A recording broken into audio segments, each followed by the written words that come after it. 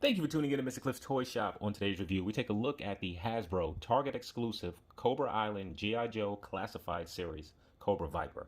Today I'll be reviewing this figure in the following categories: accessories, articulation, design, is it essential to your collection, functionality, and price. Once those scores are totaled, I'll give you my opinion if this figure is a pass or a purchase. So I was able to pick up these two figures at my local Target. I walked in, they were sitting on the shelf, no other G.I. Joes but these two. So for accessories, not a whole lot, though you do get a decent amount. And let's start with one of the larger weapons here. So I actually like this. I'm very happy that it's not painted a silly color such as gold. And this actually has some paint on it. If you look at the magazine, you can see some colors of gold embedded in here. So I like that. And the overall design of this isn't bad either. So moving on to the pistol, I actually like it a lot better out of package than in package. So pretty cool weapon. They're not super fantastic, but they will certainly do. Then we receive, not sure what this is, a bandana, a scarf. I think it's a bit too short for a scarf, maybe an ascot. We receive a pair of goggles. And I really don't like accessories like this that have this rubber type of material. This tends to always break or crack at some point. And we do get a cool backpack, which I really like. Really like the colors here. The rope is painted. Pretty cool. You can certainly jazz it up some more. So for overall accessories, not bad for the price of the figure. Some additional hands would have certainly been helpful. So for overall accessories, I'll give this figure a 7 out of 10. So for articulation, the head is, well, may have to move that back. Okay, that actually goes all the way back. Now let's see where I can actually snap this on. All right, that's not going to work like I thought. So because of the helmet, the head, it's only able to look about that far up. Barely any down without popping off. It does rotate. You do get some tilt, and it shifts back and forth. The arm is very tight, and it bends up about that much. It's able to do a full 360 if you choose to. Upper rotation at the bicep. Took me a while to get that. And the next point of rotation will be at the wrist.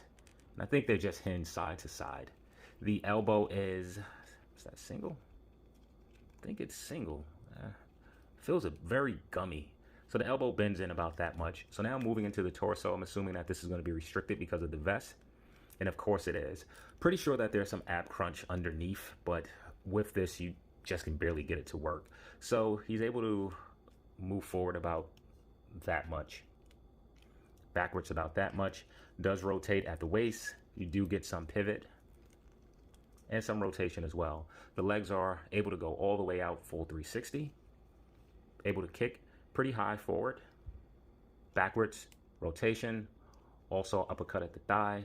Next point of rotation is at the boot. The foot is able to go back very far, forward very far, and pivot both inside and outside a good amount. The knees are single jointed, only bending in about that much. Almost forgot, you have a butterfly joint barely moving forward, barely moving backwards. So for articulation, I'm going to give the Viper a 6 out of 10. So for design, I think this thing misses the mark to the original material. It's pretty close, and on the package they actually have a cover. So what is extremely noticeable to me, as I had most G.I. Joes when I was a kid, the visor piece isn't reflective. I really would have liked for it to be reflective. However, Hasbro just does not do well with metallic colors. And just looking on the package image, you see that there are some differences with colors. Here the smoke grenades are gray. On him they're actually painted red. You can also see on the in-package image there are some grenades. Here the grenades are missing. Also, I remember the figure being a lighter blue in color. This is more navy blue. Now compared to Scarlet and Roadbot, this figure is a much better representation of its classic counterpart. Now aside from that, let's bring the figure in a little bit. And here the paint is mostly clean. There are certainly some missed spots, and there are just going to be some missed spots. It is the case with Hasbro. But I think the figure does look nice and does look pretty good as a modern version. So for overall design, I'm going to give this figure a 7 out of 10. So is this figure essential to your collection?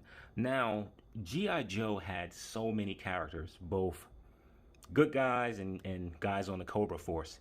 And when it came to the Vipers and other kind of groany type of characters, there were so many of them. There were the Bat Troopers, there were the Crimson Guards, and the list just goes on and on and on.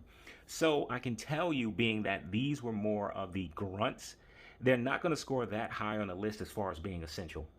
So just considering the number of characters that fall far before this one, and even in my opinion, some of the throwaway type of characters that also come in before this, as far as being essential to your collection, I'm going to give the Viper a 4 out of 10.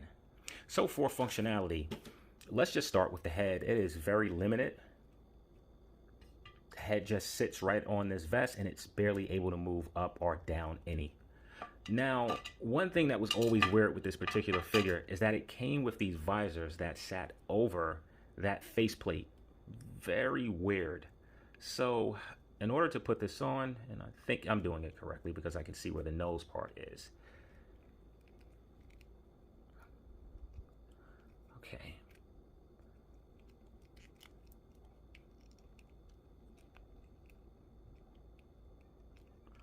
All right, so it's not that snug of a fit.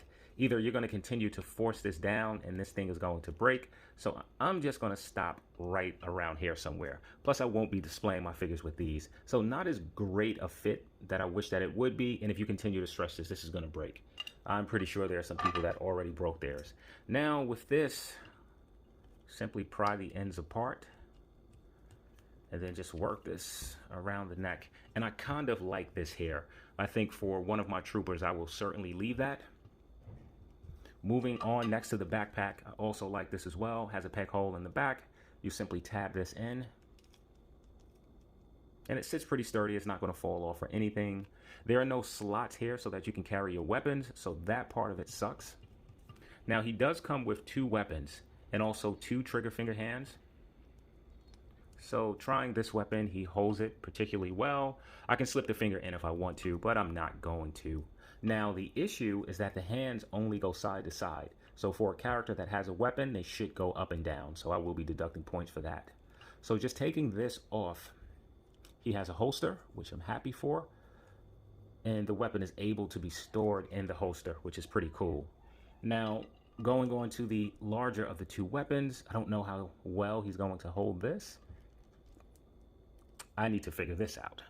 Okay, so assuming if he's holding this part of the weapon, this is as well as he can hold it, though I'm speculating it must be with the smaller grip. And even that isn't, he doesn't hold that weapon well, bottom line.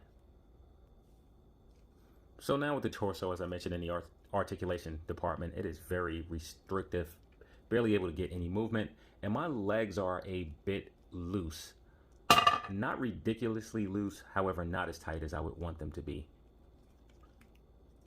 And also some areas, and this is no surprise with Hasbro figures, if you have Marvel Legends, you know exactly what I'm talking about. It is very soft in the joints. So right here in the elbow, it's very squishy feeling, and you can actually see there's a lot of wiggle room there. So some things that I don't like.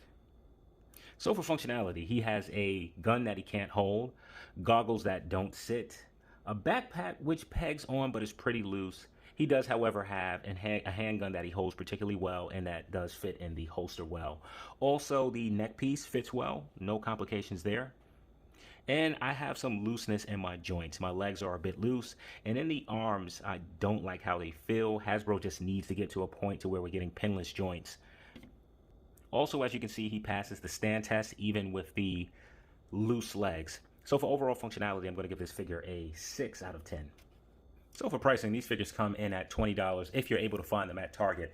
If not, they are double if not triple the price in the aftermarket, as they are very difficult to find, as most Target G.I. Joe exclusives are. So I was able to get mine for $20, no shipping as I picked it up in person. Add taxes, you're looking at $22. So now, are these figures worth the price of admission? Well, let's see what the Viper comes with. You get a decent amount of accessories. For the figure, he has a decent amount of paint, especially for Hasbro. Also, these are army builders. So having army builders at $20 is a good price point. Hopefully at some point, Hasbro will do what they're doing with some of their legend figures, and their army builders are $15. So for pricing for this, I'm going to give the Viper a 10 out of 10. If my counting is correctly, that should give the Viper an overall clip score of 34 out of 60. So now is this figure a pass or a purchase? For guys like me that enjoy army building, and I've done it with numerous figures, and maybe at some point I'll do a video with some of my army builders, this is absolutely a purchase. For the price point, for the decent amount of accessories, you can have the figure look different enough so that there could be somewhat like a team leader and just a regular squadron version. All right, so here's the Viper by itself. Here he is next to Marvel Legends Iron Man. Quite a difference there in height. Here he is next to another G.I. Joe figure, Storm Shadow, which took some criticism, but I remember this figure. I had this as a toy, and I would love to get some black ninjas to go along with this figure. Let's move Iron Man out of the way, and let's put another G.I. Joe ninja and army builder here.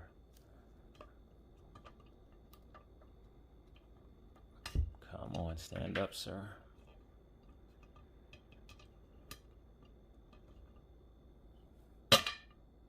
And let's throw in Shredder from the Batman vs. Teenage Mutant Ninja Turtles movie. Yeah, my son completely messed this up. Kind of like that Shredder, so I'm going to have to either repaint it if I can't get the paint off. And lastly, for scale, I'll throw in a figure that I have laying around that my son has now inherited, and that is the Marvel Select Hulk. So, thank you for tuning in to Mr. Cliff's Toy Shop. I hope to see you during the next review.